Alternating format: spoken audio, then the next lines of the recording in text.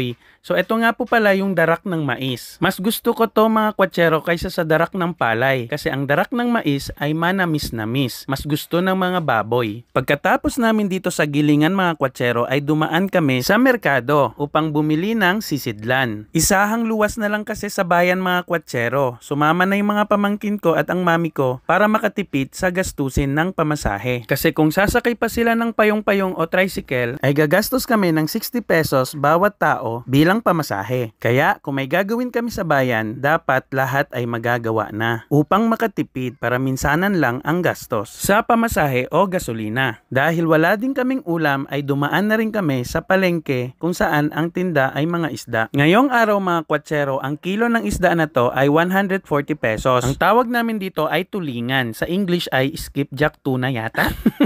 Di ko alam. At syempre, hindi pwedeng makalimutan ang pasalubong na tinapay. Usong-uso to